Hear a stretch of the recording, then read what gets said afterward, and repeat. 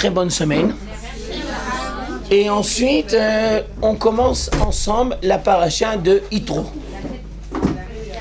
Alors, on commence par la fin, Seudat Yitro, c'est sympa, c'est pas obligatoire, c'est la fête des garçons, mais il n'y a pas que des garçons dans le monde.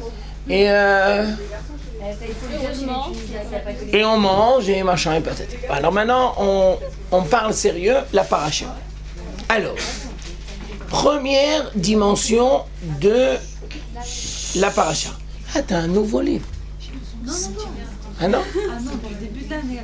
Ah, mais alors je ne l'ai pas remarqué. Excuse-moi, c'est une erreur de ma part. D'accord. Alors, la première dimension de la paracha, c'est la conversion de Yitro. Je vous rappelle que Yitro n'est pas d'origine juive. Et je vous rappelle qu'il s'est converti. Première dimension. Quoi a occasionné son processus de conversion? Alors les Chachamim vont donner plusieurs réponses. Première réponse, le miracle de la mer Rouge. Deuxième réponse, Amalek. Troisième réponse, Matan Torah. Et les diplés, non? Il a fait, c'est la question qu'on m'a posée. Génial. Alors je reprends. Dvorah a posé une question, très bien. Avant qu'on pose la question de Dvorah, je vous reprends le début du film. Le début du film, c'est comme ça.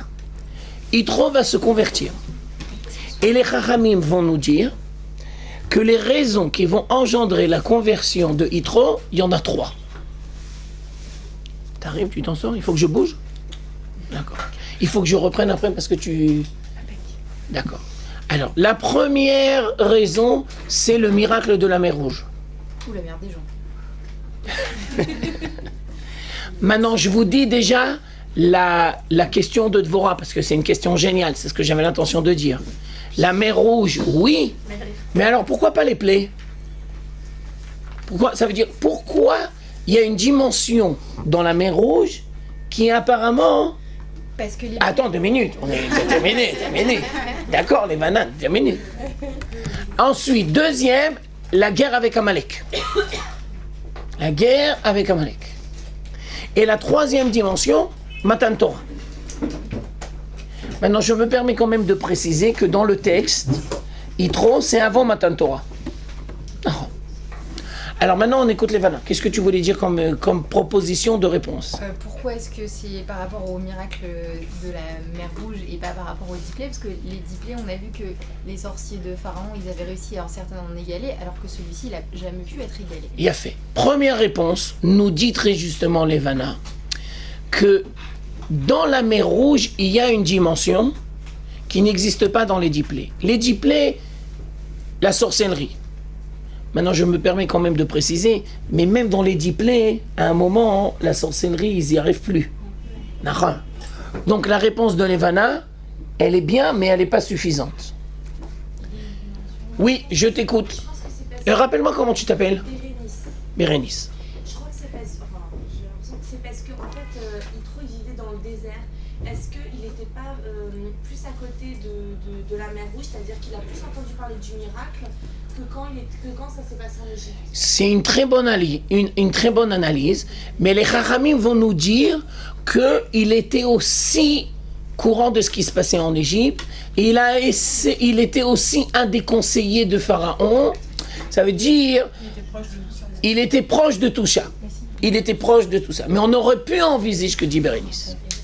Je vous propose une première réponse. Je ne vais pas dire que c'est la seule réponse, mais je vous propose une première réponse. Est-ce que c'est parce que tout ça se passait en Égypte? Il a fait, mais oh! J'ai la pêche, hein! À mon avis, si je peux me permettre de dire, tu devrais venir tous les lundis au cours de ton piano. Tu devrais pas t'absenter. Quand tu viens, on peut pas te rater. Ouais, mais il a eu le même cours l'année dernière. Non, c'est pas vrai. D'ailleurs, je me rappelle même pas ce que j'ai. Tu veux que je te dise un secret? Je me rappelle même pas ce que j'ai dit l'année dernière, mais c'est pas grave. Elle a relu le cours avant.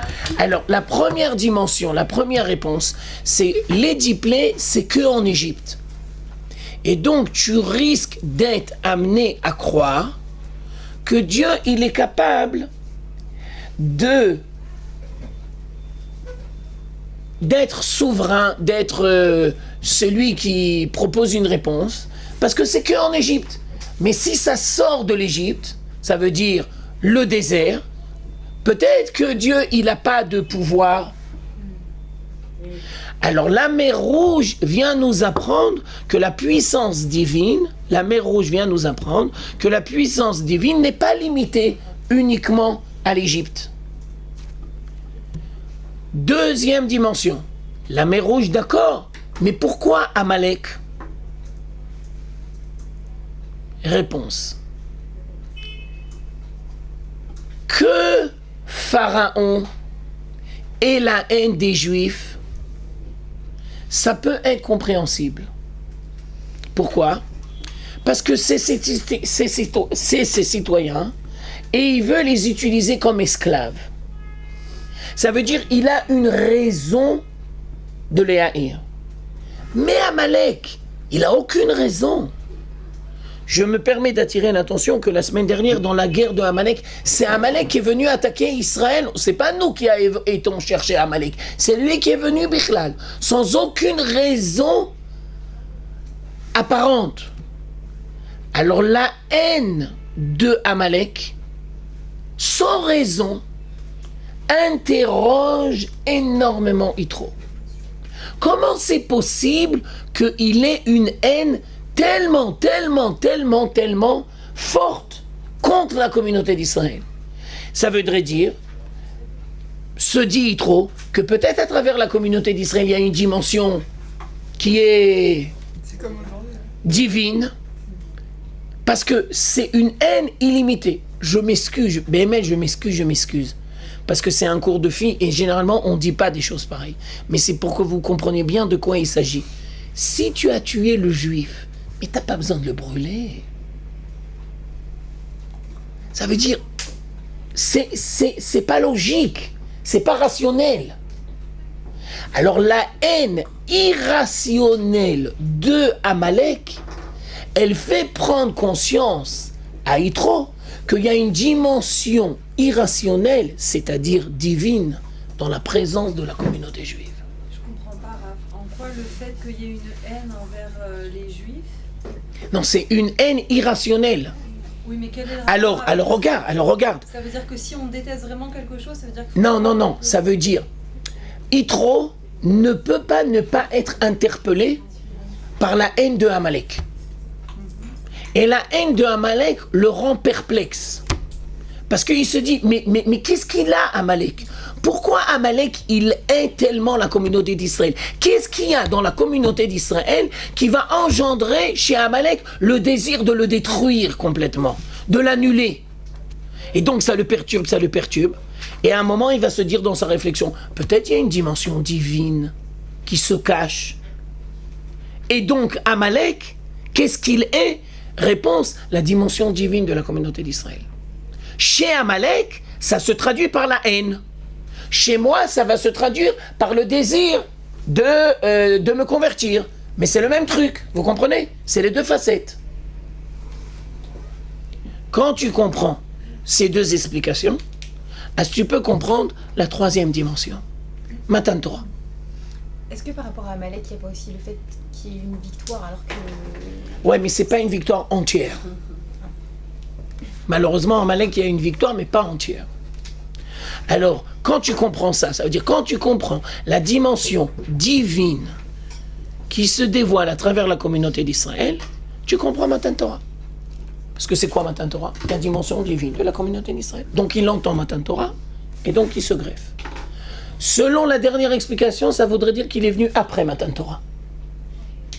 Selon les deux premières, il est venu avant. Le texte de la Torah, de toutes les façons, nous présente Yitro qui se convertit avant Matan Torah. Non, il y a les deux explications. Selon les deux premières, avant Matan Torah. Selon la dernière explication, ça voudrait dire après Matan Torah. Mais ça change tout le film. Alors attends, maintenant 2 minutes. Maintenant, s'il est venu après Matan Torah, alors pourquoi le texte de la Torah nous expose la conversion de Yitro avant Matan Torah.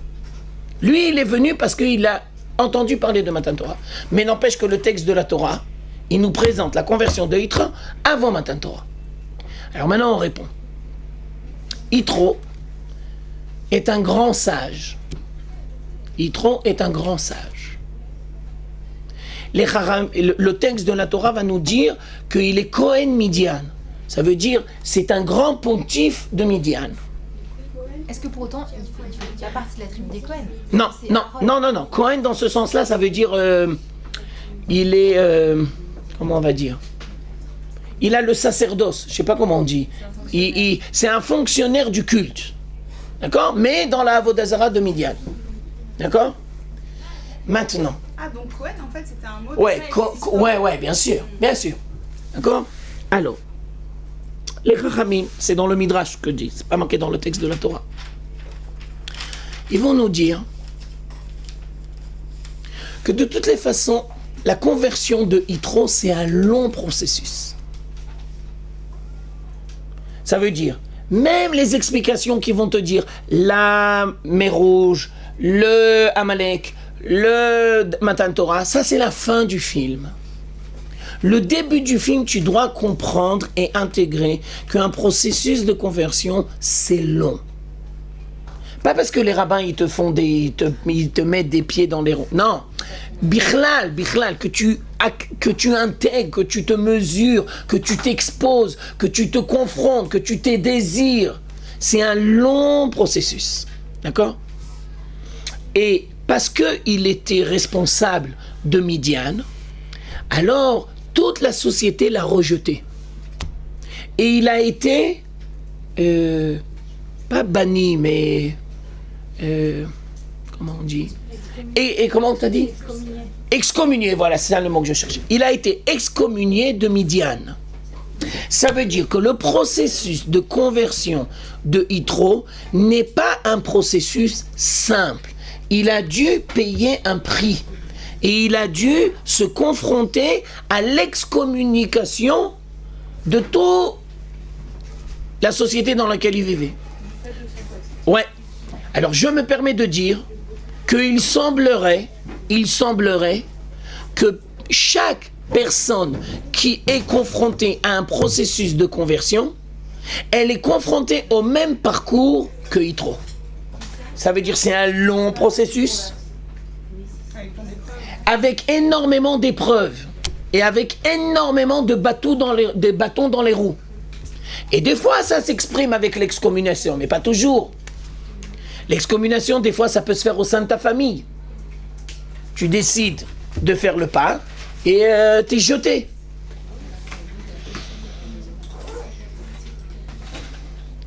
Je rajoute, avec grand plaisir. Il a été excommunié de Midian, mais c'est dû juste le fait qu'il soit pontife, qu'il soit grand Cohen de Midian, ou c'est sur le fait Non, c'est parce que ouais, bien sûr, ça veut dire il a commencé à remettre en cause, il a commencé à poser des questions. Je vais dire la même chose sous une autre forme. Il a commencé à être dérangeant. Et les gens n'aiment pas être dérangés dans leurs convictions. Je m'excuse de dire ça en parallèle. Des fois, ça peut être le même problème chez les religieux. Les religieux, ils n'aiment pas qu'on leur pose des questions qui les dérangent. Tu comprends? Au lieu d'avoir la modestie de dire je ne sais pas, je vais réfléchir, tu me poses une bonne question. Il y a des gens qui, quand on leur pose des questions dérangeantes, alors ça les perturbe. Tu comprends? Maintenant, on continue. Ce n'est peut-être pas un hasard si Moshe a décidé de se marier avec une des filles de Yitro qui s'appelle Tzipora. Ça voudrait dire qu'il a vu chez Yitro beaucoup d'honnêteté, beaucoup de sincérité, et il a vu aussi beaucoup de sagesse. Je t'écoute. il n'adopte pas toutes les dimensions qui sont demandées d'adopter pendant la conversion, il n'adopte pas la dimension nationale, il reste... Ta question est géniale, mais tu anticipes. Mais tu as raison.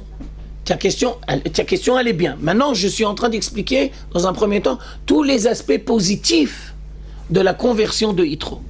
Maintenant, tu dis et tu anticipes qu'après, plus tard, il va avoir un moment où il va revenir vers Midian. Nachon. Ça veut dire qu'il ne va pas être capable de faire entièrement le pas. Donc c'est valable ou pas valable? En ce qui nous concerne, à travers Yitro, on apprend les difficultés d'un processus de conversion. Tu dois, à travers l'image de Yitro, t'imprégner des difficultés d'un processus de conversion. On n'est pas là pour juger Yitro. Juger, t'as fait bien ou t'as pas fait bien. Mais pourquoi t'as pas été capable de faire le cap? Non, ça nous regarde pas. Nous, on dit qu'est-ce qu'on peut apprendre de Yitro. Alors, on dit qu'il a beaucoup de sagesse, on dit qu'il a beaucoup d'honnêteté, on dit qu'il a été prêt à payer le prix de l'excommunication. Et après, on va parler aussi qu'il y a eu des difficultés. Tu comprends ce que je veux dire? Vas-y, j'ai oublié comment. Comment tu te... Jennifer, vas-y. Je crois que j'ai une confirmation. Sipora, c'est Kushit. Ouais, alors là-bas, ça, Isha Kushit, c'est un sujet, un grand sujet d'un cours de Tobia. Non, mais c'est pas le moment maintenant. Elle était très très belle, Sipora. Mais elle s'est convertie aussi ou... Ouais, bien sûr, bien sûr. C'est la femme de Moshe. Elle était très très très très belle. Belle dans ses vertus et belle au sens premier du terme, ça veut dire c'était une belle femme. Et donc, exprès, on l'appelle Kushite. Pourquoi? Parce que tu ne crois pas que ces valeurs, ce que la beauté extérieure, c'est aussi, mais surtout les valeurs intérieures. Et c'est pour ça que Moshe s'est marié avec elle. Nachon. Yitro, c'était le premier à s'être converti. Ouais. Et alors? Non, ça veut dire c'est le premier qu'on en parle, mamache. Parce qu'à l'époque de Abraham, il y avait aussi un processus de conversion. Mais on n'a pas d'éléments. On n'a pas des sources. Qu'est-ce qu'il a fait? Qu'est-ce qu'il a dit? Au quoi ils ont été confrontés? Où, quoi, comment? Et là, on a tout le processus? Ouais, non, on n'a pas, on a des bribes et moi je te récapitule. D'accord? Ok. Alors je continue. Et maintenant, où on va voir la sagesse de Yitro? Quand Yitro va venir, il va voir chez Moshe une lacune. Il va lui dire, Moshe, tu vas te fatiguer. Pourquoi tu fais tellement d'efforts? Au lieu que tu sois seul, arrange-toi, organise un système avec des gens qui veulent te seconder et qui vont t'aider dans ton rôle de juge de la communauté d'Israël. Et les grandes questions, on les laisse pour toi. De là, on va apprendre un très grand principe. Que chez les Goïm, il y a beaucoup de savoir-faire. Et la grandeur de la communauté d'Israël, c'est d'être capable de reconnaître le savoir-faire qu'il y a chez les Goïm. Et donc, la grandeur de Moshe, c'est qu'il a dit à Yitro, c'est une très bonne idée. J'avais pas pensé à ça. Je te remercie d'apporter ta contribution. Dans le texte de la Gemara, ça s'appelle Chochma Bagoim Ta'amin. Si on va te dire qu'il y a des sagesses chez les Goïm, tu te devras de le croire. Ça veut dire de le reconnaître et de l'accepter. Et Chochma Bagoim Ta'amin. Ta'amin, il a chanté Amin, croire. Croire dans le sens reconnaître. Ça veut dire la modestie de Moshe lui permet d'écouter le bon conseil que Yitro va lui dire. Maintenant, je vais encore plus loin. On est dans la paracha du don de la Torah. Ça veut dire qu'il y a une dimension divine à travers la Torah, mais qu'il y a une dimension humaine à travers la science qu'il y a chez les Goïm.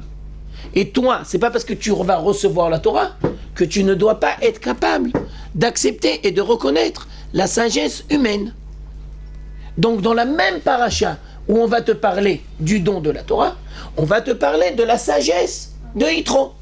Et on va te dire, la grandeur de Moshe, c'est qu'il a été capable de reconnaître le bienfait, le bon fondement. Il ne s'est pas senti perturbé ou remis en question, ou il n'a pas dit attends, mais 2 minutes, mais de quoi tu te mêles? Personne t'a demandé ton avis. Je me permets d'attirer l'attention que c'est Yitro qui a pris les devants. C'est pas Moshe qui lui a posé la question, tu sais, j'ai un problème, je voudrais t'en faire part, qu'est-ce que tu penses? Non, c'est Yitro, avec sa sensibilité et sa sagesse, il a compris, il a intégré, et donc il a pris les devants. Et il a été voir Moshe. Il lui dit, tu sais Moshe, il faudrait que je te conseille peut-être. Maintenant on va plus loin. Ouais, vas-y. Il a conseillé sur quel plan ça s'est... Il lui a dit, au lieu que toi tu juges tout seul la communauté d'Israël et que tu vas te crever, prends plein de sages et délègue. Et Moshe, il a accepté. Il lui a dit, génial. Plutôt une équipe d'encadrement. Et est-ce que c'est parce qu'il n'a pas pris position, justement, qu'il va rentrer en Eretz Israël? À ce moment-là, il aurait pu prendre position en disant qu'il n'avait pas besoin de... Enfin, que... Non, pourquoi? Non. Et Moshe, il a reconnu le bienfait de Yitro. Il lui a dit, ouais, merci, je te remercie, kol hakavod. Mais il n'a pas demandé son avis à Dieu pour savoir si c'est ce qu'il fallait faire ou pas. Ouais, voilà, c'est par rapport à ça. Alors maintenant, je commence à comprendre votre question. Alors, on explique.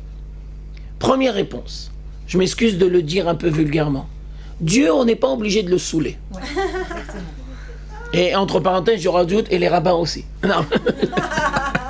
Ça veut dire, ce que tu peux faire par toi-même, d'accord?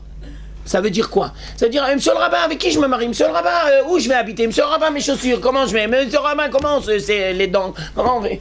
Tu es dans le sol, Yahweldi, tu es dans le sol. Mais on est, quand on fait souvent, on est fragile, on a peur de se planter. Maintenant, regardez, je vous explique le principe. Si c'est quelqu'un qui fait tchouva, alors tu te devras de l'aider et de l'encadrer. Nahon, tu as raison.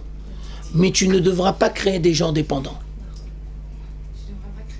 Des gens dépendants. Et donc, c'est un équilibre très fin en étant présent, mais d'un autre côté, de ne pas créer des gens dépendants. Ça veut dire que tu ne vas pas les jeter. Il te pose une question, tu ne vas pas les jeter. Je vais plus loin dans mon analyse. Les garçons, tu peux les jeter. C'est marqué dans les textes. Parce que les garçons, ils doivent s'accrocher. Une fille, non. Et si c'est une fille et qui fait tchouva, c'est 2 raisons. C'est 2 raisons que tu ne peux pas répondre comme ça. Kotomar ve kotagid le bet Israël. C'est marqué dans le verset de la paracha cette semaine. C'est-à-dire la manière dont Dieu se dévoile au public féminin et Dieu se dévoile au public masculin à Matan Torah, c'est pas la même chose. Kotomar ve kotagid. Kotomar zerakut, ça veut dire c'est doux, et nahon, et kotagid, c'est les guidim, ça veut dire c'est les tendons, c'est dur. Alors ça c'est la première réponse. Deuxième réponse, il y a une sagesse chez les goïms que tu te dois de reconnaître. Tu n'as pas besoin de demander la question à Dieu, tu dois être capable par toi-même de reconnaître la sagesse qu'il y a chez les goïms. Maintenant, je vais plus loin. Maintenant, jusqu'à présent, j'ai parlé de la grandeur de Moshe. Maintenant, je voudrais parler une nouvelle fois de la grandeur de Yitro. Yitro n'est pas intervenu sur le contenu de la loi. Ah non. Yitro, il a donné un conseil technique pratique. Mais le contenu de la loi, ça, Yitro sait que c'est pas son rôle et pas son domaine. Ça veut dire que les mêmes chachamim qui vont nous dire Chochma bagoim ta'amin, ça veut dire pas simplement que tu crois, mais que tu reconnais, que tu acceptes, que tu sais prendre. Les mêmes chachamim, ils vont nous dire Emuna bagoim al ta'amin. Ça veut dire quoi, al ta'amin? Ça veut dire ça ne doit pas être ta source. La Emuna, tu ne la prends pas des goïms. Maintenant, ça veut dire quoi, Emuna? Alors là, je voudrais donner certaines explications. Emuna, c'est la nature de l'être. Tout ce qui est en rapport avec l'équilibre de la nature de l'être, tu ne l'apprends pas chez les goïms. Alors maintenant, je vous donne des exemples très, très, très pratiques. L'éducation, tu dois savoir qu'est-ce que tu peux prendre chez les goïms et qu'est-ce que tu peux pas prendre chez les goïms. La psychologie et la psychiatrie, tu dois savoir qu'est-ce que tu peux prendre chez les goïms et qu'est-ce que tu peux pas prendre chez les goïms. Et le grand problème en France, mais aussi en Israël, c'est que tu vas étudier l'éducation ou la psychologie ou la psychiatrie avec des gens qui n'ont pas forcément la crainte de Dieu. Et donc, ils ne vont pas t'apprendre le discernement. Ils ne vont pas t'apprendre qu'est-ce que tu peux prendre des goïms et qu'est-ce que tu ne peux pas prendre des goïms. Et ça demandera beaucoup, beaucoup, beaucoup, beaucoup de travail de savoir qu'est-ce que tu peux prendre et qu'est-ce que tu ne peux pas prendre. On peut savoir par rapport à quoi. Nahon. Alors, il faut que... Alors, le truc, comme ça, il y a deux trucs comme ça. Il y a deux réponses. Première, ça c'est le cas idéal, mais je me permets de te dire que c'est pas toujours très présent, mais c'est de plus en plus. Il faut que tu aies des gens, ou des éducateurs, ou des psychologues, ou des psychiatres, qui soient imprégnés de Torah, et ils sont capables de faire ce discernement. Ils sont suffisamment imprégnés de Torah pour faire ce discernement. Si c'est pas possible, si t'en as pas, chut, merci mesdemoiselles, si tu trouves pas ça, tu dois avoir toujours une référence. Ça veut dire que tu vas à la fac, et quand tu as des questions ou un interrogement, tu as en parallèle une référence, et tu lui dis expliquez-moi, j'ai une question. Tu comprends? Ça veut dire que tu dois apprendre à avoir un esprit critique. Ah ouais. Tu dois apprendre à avoir un esprit critique. Et malheureusement, religieux et esprit critique, ça ne va pas toujours ensemble. Ah ça, c'est un grand problème. Il y a un problème avec la philosophie, parce que très souvent, en philo, on a des idées qui sont absolument tordues. Nahon. Et dans le moussard, c'est absolument l'inverse. Nahon. Alors c'est pour ça que l'on dit, moi j'ai donné comme référence l'éducation, ou la psychologie, ou la psychiatrie. Vous avez raison de rajouter la philosophie. Oui, mais justement, la base est totalement l'opposé. Maintenant, Nahon, bidiouk. Alors, réponse, les deux réponses que j'ai données.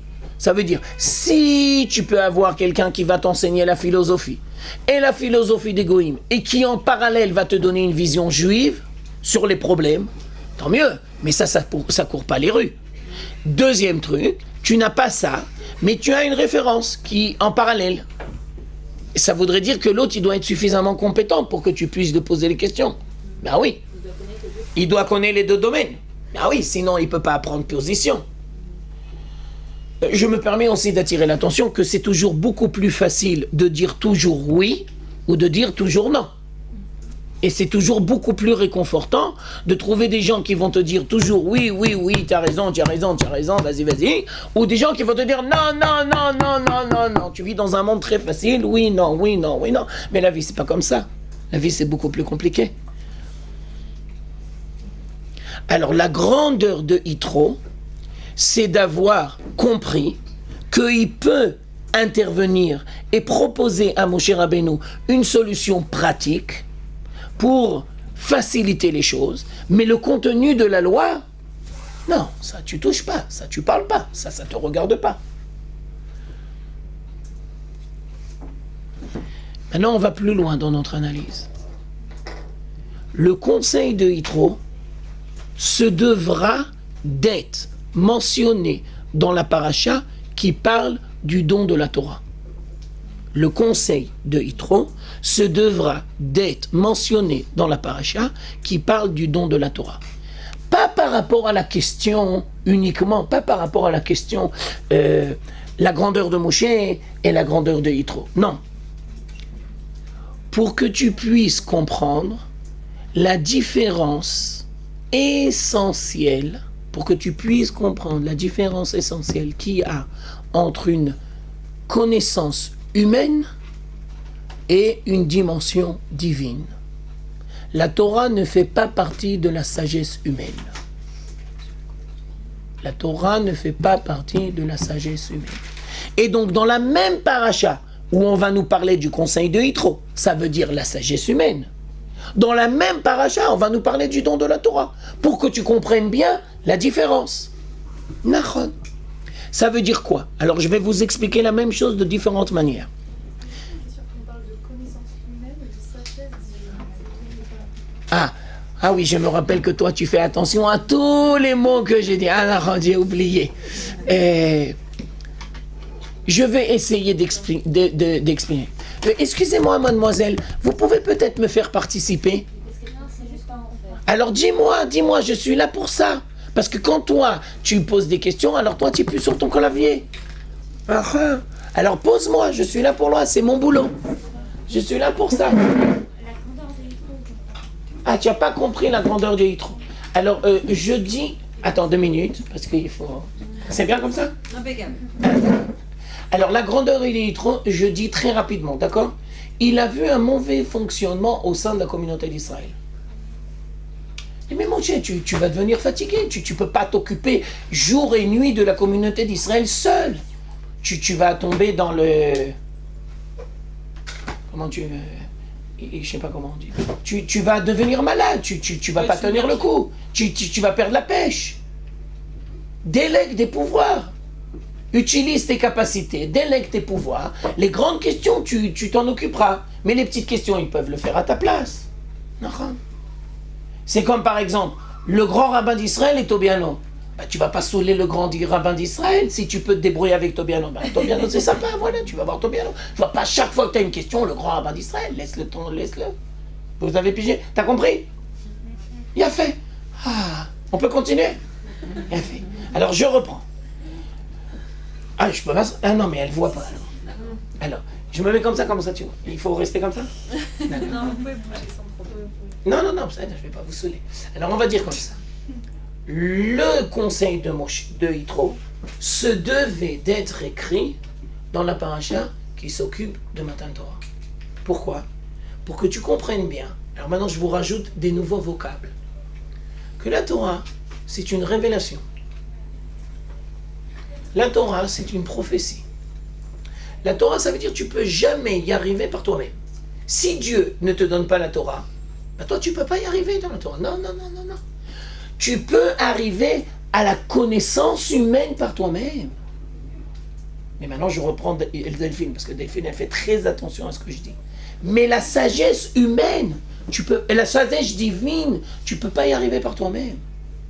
La connaissance humaine, oui. L'expérience humaine, oui. Le vécu humain, oui. Les bibliothèques, oui. Mais pas la Torah. Non, parce que la Torah, c'est une révélation. C'est Dieu qui décide de te la donner. Si Dieu n'avait pas décidé de nous la donner, nous aussi, on ne l'aurait jamais reçue. Nahon. La même idée exprimée sous une autre forme. Quel est le verset qui se trouve écrit dans le texte de la Torah des milliards de fois? Mais c'est le verset le plus incompréhensible. Je reprends parce que c'est une question très importante. Quel est le verset qui se trouve mentionné dans la Torah 1000 fois? Mais c'est le verset le plus incompréhensible. Réponse: Vaidaber Adonai el Moshe lemor. Dieu a parlé à Moshe. Et à la limite, je m'excuse, je vais le dire un petit peu vulgairement, on s'en fout de savoir qu'est-ce que Dieu va dire. Parce que dans le verset Vaidaber Adonai el Moshe lemor, tu dois concentrer ta réflexion, pas sur ce que Dieu dit, pas sur le contenu, mais sur Bichla, la prophétie, que Dieu parle à l'homme, que Dieu s'adresse à l'homme, qu'il y a dans le monde matériel dans lequel nous vivons une dimension divine et que Dieu s'adresse à l'homme. Ça veut dire le plus important de Matan Torah, c'est pas les 10 commandements, c'est pas le contenu de Matan Torah, c'est l'acte en lui-même. Ça veut dire c'est non pas l'acte, la possibilité de communication entre l'homme et Dieu. C'est ça l'idée la plus importante de Matan Torah. La conséquence, c'est qu'après Dieu, il va nous donner la Torah. Mais ce que toi, tu dois comprendre, le principe de fond, c'est que Bichlal, c'est possible qu'il y ait une connexion entre l'être humain qui est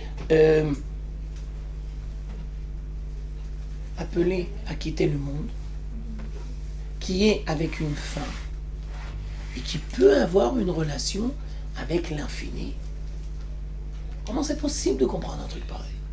Ça, c'est le plus grand secret de la Torah. Ça, c'est la base de tout. Ça veut dire la base de tout, c'est le don de la Torah, mais pas dans le sens qu'est-ce que Dieu va dire, mais dans le sens Bichlal, Dieu s'adresse à l'homme. Vaïdaber Adonai Moshe Lemor. Et donc, dans la paracha, où on va nous parler de la sagesse humaine, de la connaissance humaine, et qu'on va nous parler du bon conseil de Yitro, dans la même paracha, on va nous parler du don de la Torah. Maintenant, excuse-moi, comment tu t'appelles? Non, pas Rebecca. Myriam. Alors Myriam, elle va vite dans sa réflexion. Alors elle a dit, entre le conseil de entre le conseil de Yitro et le don de la Torah, il y a le départ de Yitro. Yitro était au sein de la communauté d'Israël et il va retourner à Midian. Alors tous les Chachamim se sont posé la question. Le retour de Yitro vers Midian, l'incapacité de Yitro de faire entièrement le processus, ça s'est passé beaucoup après de temps après Matan Torah. Ça veut dire que ce n'est pas chronologique. Alors pourquoi on a besoin de nous mentionner maintenant à ce moment-là le retour de Yitro, sachant pertinemment qu'au niveau chronologique, ça va se faire dans le Chumash Bamidbar bien après? Réponse, il y a un fossé que tu dois comprendre et intégrer entre la connaissance humaine et le don de la Torah. Et le retour de Yitro, c'est l'incapacité de franchir ce fossé qu'il y a entre la connaissance humaine et la sagesse divine. Et donc le texte de la Torah anticipe le retour de Yitro pour te dire il y a un fossé. Oui, il y a un fossé. Oui, tu voulais dire un truc. Il n'y a pas un midrash qui conteste un peu qu'il est parti mûr. Non, il y a aussi d'autres. Mais n'empêche que le texte de la Torah, il te montre le retour de Yitro. Parce qu'il bénit en... Nahon, tu as raison. Mais reprends maintenant le dernier verset du chapitre 18. Le don de la Torah, Matan Torah, c'est le chapitre 19. Et le dernier verset du chapitre 18, c'est Yitro qui part. Alors nous on pose la question, mais pourquoi tu as besoin de nous dire ça maintenant? C'est pas chronologique. Mais son père est reparti. Tu vois, il est reparti. C'est pourquoi le texte de la Torah a besoin de nous mentionner ça? Réponse, pour nous montrer qu'il y a un fossé entre la connaissance humaine et la sagesse divine. Mais quand même, il dit Baruch Hashem. Nahon, tu as raison. Je suis d'accord. Je vais dire la même idée sous une autre forme. Le fossé que je suis en train de parler, ça s'exprime comme ça. La Torah commencera par la lettre Bet, mais pas par la lettre Aleph. Ah non. La lettre Aleph, ça, c'est... Ça, on n'y accédera jamais. On ne peut connaître de Dieu que ce qu'il nous donne. Je reprends parce que c'est très important. On ne peut connaître de la divinité que ce que l'on rencontre, que ce qu'on te propose. Il y a une dimension de la divinité qui restera toujours infinie, incompréhensible. Ça s'exprime à travers le fait que la Torah commence par la lettre Bet, mais pas par la lettre Aleph. C'est-à-dire qu'on ne peut pas connaître l'essence en fait. Nahon. Et comme tu dis très justement, Delphine, alors on va dire comme ça. Dans les textes, ça s'appelle, c'est un vocable kabbalistique, Atzmuto Idbarach. Ça veut dire l'essence de Dieu, non. Tu ne peux connaître que les manifestations. Et pourtant on dit tu connaîtras ses voix. Non, justement, ses voix, mais pas lui. Sinon, ça veut dire que tu le définis en fait. Bidiouk, je te donne encore une autre image. Moshe un jour, il va dire, montre-moi ta face. Dieu va lui dire, ma face? Non. Je peux te montrer que mon derrière, le cou, ici, la nuque, mais pas ma face. Nahon, exactement. Vas-y. Juste une question, quand on dit que l'important de la révélation, c'est le fait que Dieu ait parlé à l'homme. Nahon. Donc est-ce que nous, à notre échelle, c'est ce que l'on doit... Bien sûr. Nahon. Bien sûr. Nahon. Est-ce que c'est à partir de ça qu'est basée la crainte d'Hachem? Bien sûr. Parce que, enfin bon, c'est très personnel, mais moi j'ai j'ai beaucoup de mal avec cette notion, Hirat Hashem. Alors, si tu veux que je te donne peut-être une manière positive de comprendre la crainte divine, alors je vais te donner 2 explications. La première explication, c'est ce qu'on est en train de dire. Il y a une dimension de la divinité que tu ne peux pas maîtriser et que tu ne dois pas chercher à maîtriser. Maintenant, ça ne doit pas te révolter, ça ne doit pas te perturber, ça ne doit pas engendrer chez toi le stress ou l'angoisse. Alors pourquoi ça fait Pourquoi tout le ça mot crainte? Nahon. Alors, si tu me demandes mon avis, je vais après te dire encore un autre truc. Pourquoi crainte? Je te donne une image et c'est une image très précise. Comment on se positionne par rapport à Dieu? Réponse. Avant que l'on va faire la Hamida, on va faire 3 pas en arrière. 3 pas en arrière, ça veut dire il y a une dimension que je ne comprends pas. Il y a une dimension que je ne maîtrise pas. Je prends du recul. On ne va pas dire la crainte, on va dire le respect. Il y a une dimension que je ne maîtrise pas. Au lieu de traduire la crainte, je te propose de traduire le respect. Maintenant, quand tu as le respect de Dieu, ça doit engendrer chez toi forcément le respect des gens qui t'entourent. Ça veut dire que tu ne dois pas être trop proche. Non. Je m'excuse de vous donner cet exemple. Un homme et une femme, toujours ensemble? Non. Maintenant, je vous donne une vision révolutionnaire. Les lois de Nida, pourquoi? Réponse. Puisque tu vis sans arrêt avec ton épouse, tu risques de t'enlacer. Première explication. Tu risques de ne pas respecter son droit à la différence. Tu risques de ne pas légitimiser sa différence. Alors viens maintenant la Torah et te dit, eh bien tu sais comment tu vas faire ça? 2 semaines par mois, tu vas créer entre elle et toi un écart pour te rappeler que elle et toi, c'est pas la même chose. Et tu devras apprendre à légitimiser son droit à la différence. Autre explication des lois de Nida, le recul, c'est pour mieux l'apprécier.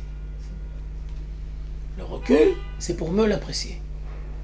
Et donc, quand tu vis sans arrêt avec quelqu'un, très proche, tu risques de te lasser ou tu risques de le blesser parce que tu es très proche. Alors la Torah vient et te dit, alors je reprends, le respect de Dieu doit engendrer chez toi le respect avec les autres. Tu ne peux pas être trop proche de quelqu'un parce que si tu es trop proche, tu risques de le blesser ou tu risques de ne pas légitimiser son droit à la différence. Il a le droit de te dire non, peut-être, je ne sais pas, laisse-moi tranquille, tu me saoules. C'est légitime de dire. Alors il ne va pas le dire de cette manière-là, parce qu'il ne veut pas blesser. Mais n'empêche que c'est ça qu'il veut dire. Maintenant, s'il n'y a que 3 pas en arrière, ça risque d'engendrer que Dieu il n'est pas présent, Bichlal, et qu'il y a un fossé qui est incommensurable. Tu peux pas, il n'y a pas de rencontre. Alors maintenant, après que tu as fait 3 pas en arrière, maintenant il y a 3 pas en avant. 3 pas en avant, c'est la relation, c'est la proximité. Et ça doit être équilibré. 3. Et donc on va dire que dans ton relation avec l'entourage, tu devras toujours trouver un équilibre. Et tu devras apprendre à te positionner ni trop proche et ni trop loin. Et on va dire que tous les problèmes de communication qu'il y a, c'est parce que tu es trop proche ou parce que tu es trop loin. Et toutes les baffes que tu te prends dans la vie de tous les jours, dans tes relations avec les gens, c'est pour t'apprendre à redéfinir quel est l'endroit où tu dois te positionner. Soit tu es trop proche, soit tu es trop loin. On va dire la même chose sous une autre forme. Tu te prends des baffes dans tes relations avec ton entourage parce que tu n'es plus sincère avec toi-même. Et donc tu n'es pas capable d'être sincère avec l'autre. Tu n'es pas à ton écoute et donc tu n'es pas capable de respecter l'autre. Et donc on ne va pas traduire uniquement Hirat Hashem par la crainte, mais je te propose le respect. Et le respect, ça engendre chez toi La même chose, les parents. La même chose. Maintenant, je me permets aussi, on l'a toujours dit dans les cours, que tu devras aussi respecter tes enfants. Ah oui. C'est pas que style religieux, c'est les enfants qui doivent respecter les parents. C'est les enfants qui doivent respecter les parents. Parce que c'est marqué dans le Coran, les enfants. Et où est le respect des parents pour les enfants? Alors je me permets d'attirer l'attention que c'est le rôle des parents de savoir respecter leurs enfants. Et donc forcément, quand les parents vont respecter leurs enfants, alors forcément les enfants apprendront à respecter les parents. Mais bien sûr, bien sûr. Alors pourquoi on en est arrivé là? Merci beaucoup. Ah oui, le fossé. Le fossé qu'il y a entre la sagesse, le fossé qu'il y a entre la connaissance humaine et la sagesse divine. Ok? Bien fait. Maintenant, je voudrais continuer.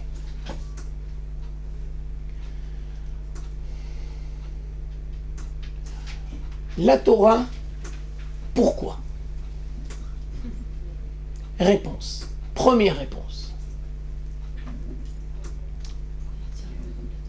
Quand on vit dans le monde matériel, on a l'impression qu'il y a toujours une tension, une guerre, une hostilité entre le monde matériel et le monde spirituel. Et quand on ne reçoit pas la Torah, la tension qu'il y a entre le monde matériel et le monde spirituel engendre que tu tombes dans la colère, que tu tombes dans la déprime, que tu tombes dans l'angoisse. Parce que d'un côté, tu cherches un sens, tu cherches une signification, tu cherches une dimension spirituelle. Mais d'un autre côté, tu vis dans un monde matériel. Alors t'es déchiré. La Torah est là pour créer l'équilibre entre le monde matériel et le monde spirituel. Et quand tu vis correctement la Torah, il n'y a plus de dissension, il n'y a plus d'hostilité entre le monde matériel et le monde spirituel. Chacun amène sa contribution. Le monde spirituel est très important et le monde matériel ne l'est pas moins. Le monde spirituel a besoin du monde matériel et le monde matériel a besoin. Je vous donne une image et c'est une image très précise. La neshama, la dimension spirituelle, le corps, la dimension matérielle. La Torah est là pour créer une union, pour créer un équilibre entre le monde matériel et le monde spirituel. Ça veut dire que si tu reçois un message de la Torah qui va te demander de mépriser le monde matériel ou qui va te demander de casser le monde matériel, style il faut jeûner, style il faut être comment on dit non 2 minutes le nazir, comment on dit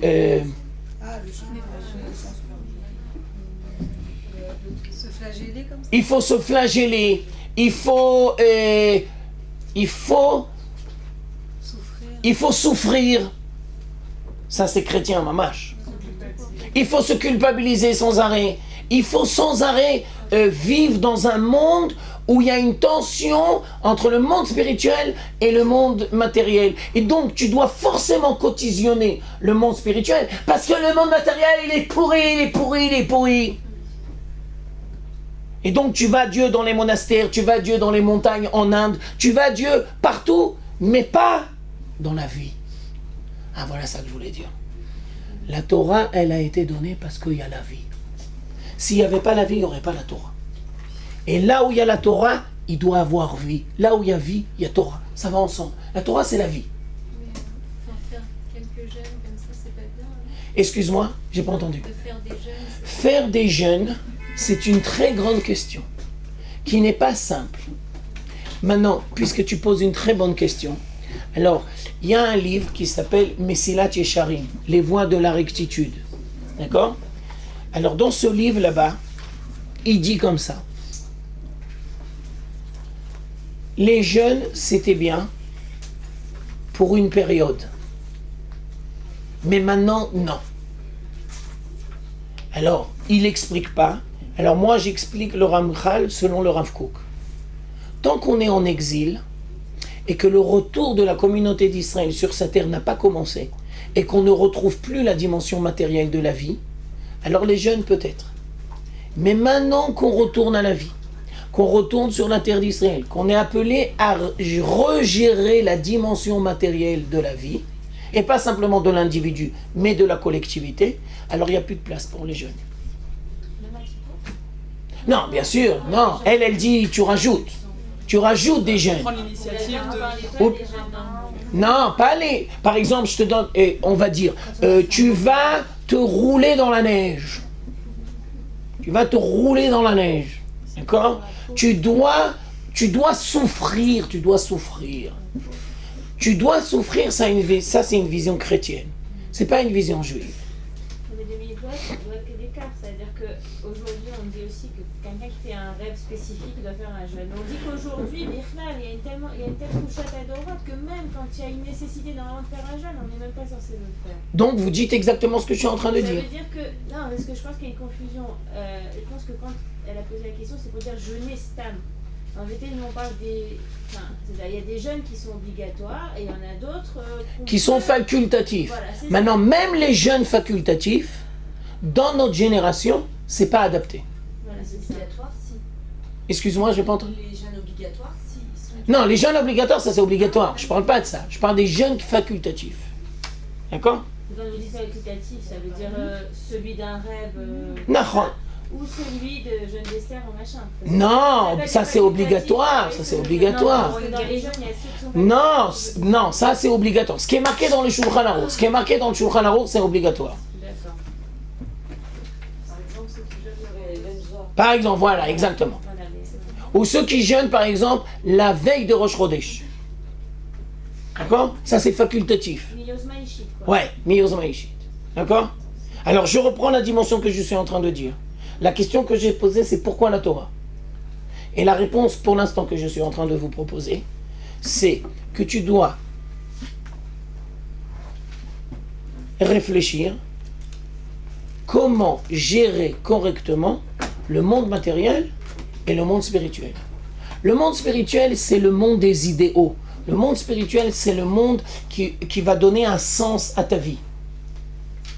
Maintenant, tu devras comprendre et intégrer que le monde matériel, ce sont des outils qui vont te permettre de réaliser. Ah, ça veut dire quoi? Maintenant, j'approfondis. La culture occidentale a pris le monde matériel et en a fait un objectif. La culture occidentale a pris le monde matériel et en a fait une divinité, un objectif. Et nous on dit, le monde matériel, oui, mais c'est un outil, c'est un moyen, ce n'est pas une fin. C'est un révélateur. C'est-à-dire c'est un outil que l'on doit utiliser correctement, qui va nous permettre de réaliser le monde spirituel. Alors, la culture occidentale a pris le monde matériel et on a fait un objectif. Et nous, on dit non. Le monde matériel, il a une raison d'être parce que c'est un moyen. Mais ce n'est pas une fin. Quand tu comprends ça, ça veut dire que bien sûr, tu dois kiffer. Mais tu ne dois pas que kiffer. Et tu dois kiffer, mais avec des limites. Parce que des fois, quand tu kiffes trop, ça va se faire au détriment d'autres dimensions. Mais bien sûr que tu dois kiffer. Tu n'es pas appelé à être... à souffrir. Je sais pas, il y a un mot que je n'arrive pas à me rappeler. Peut-être ça va me revenir. Martyr. Voilà un martyr. Tu n'es pas appelé à être un martyr. Dieu ne te demande pas d'être un martyr.